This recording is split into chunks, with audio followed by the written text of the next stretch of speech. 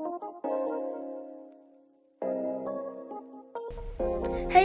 welcome back to my YouTube channel. Kembali lagi dengan saya, Fajrina Azabella Putri. Saya merupakan salah satu mahasiswa dari Universitas PGRI Semarang dengan program studi pendidikan biologi.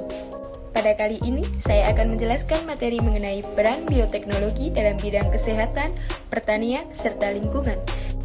Kita belajar sama-sama untuk mendapatkan ilmu yang lebih bermanfaat.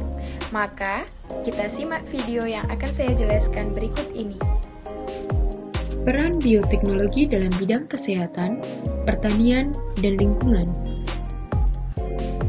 Yang pertama, aplikasi bioteknologi pada bidang kesehatan yaitu deteksi virus chikungunya.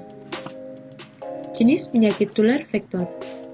Penyakit tular vektor yang disebabkan oleh virus ditularkan melalui media vektor berupa serangga.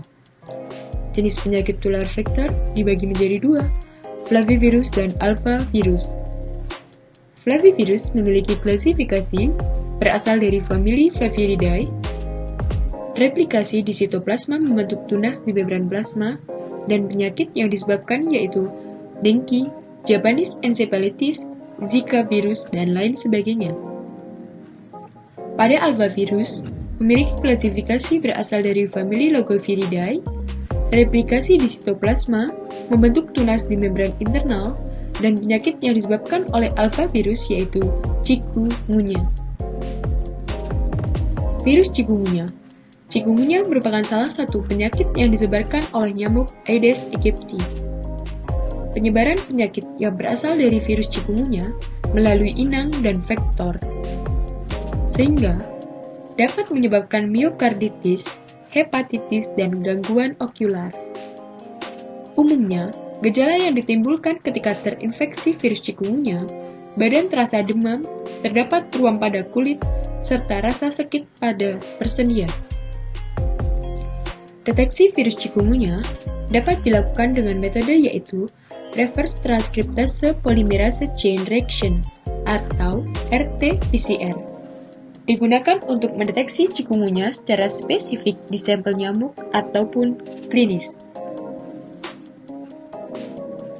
Aplikasi bioteknologi pada bidang pertanian, yaitu agrikultural bioteknologi. Agrikultural bioteknologi, yaitu yang pertama ada alat untuk bioteknologi pertanian berupa molecular marker, genetic engineering, molecular diagnostik, vaksin, tissue culture atau kultur jaringan.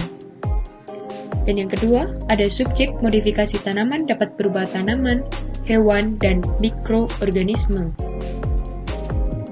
Permasalahan yang saat ini dihadapi pada agrikultural bioteknologi yaitu populasi manusia yang mengalami peningkatan, penyakit yang semakin meningkat, lahan pertanian semakin sempit, dan yang terakhir yaitu terjadi malnutrisi dikarenakan produksi makanan tidak seimbang dengan kenaikan populasi. Maka, muncullah solusi. Solusi yang ditawarkan berupa intensifikasi pemupukan. Guna, untuk hasil yang optimal dengan pupuk cukup harus mengembangkan varietas dan konversi energi optimal. Yang kedua, untuk meningkatkan produktivitas tidak hanya pupuk, tetapi juga ada tidaknya penyakit. Yang ketiga, untuk menyediakan nutrisi yang cukup.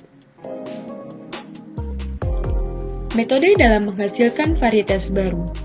Yang pertama ada in vitro tanaman, merupakan mengisolasi bagian tanaman berupa sel, jaringan, organ untuk diperbanyak.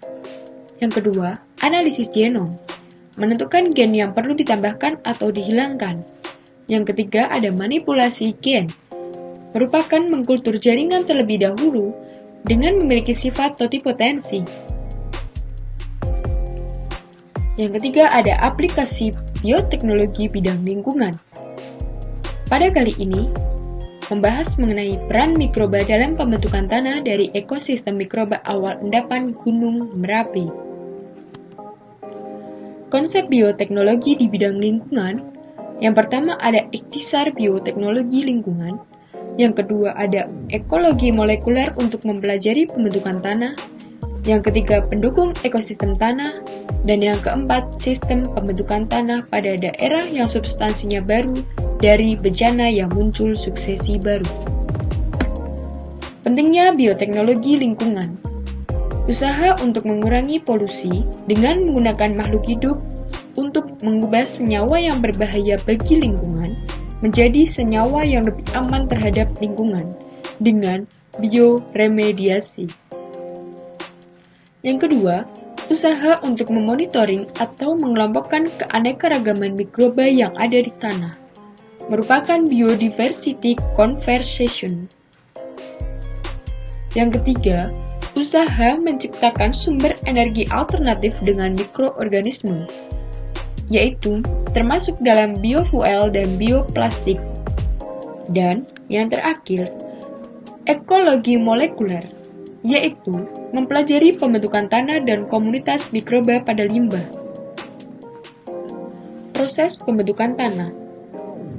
Pembentukan ekosistem mikroba pada tanah terbagi menjadi 3. Yang pertama, siklus biogeokimia. Yang kedua, produktivitas tanah.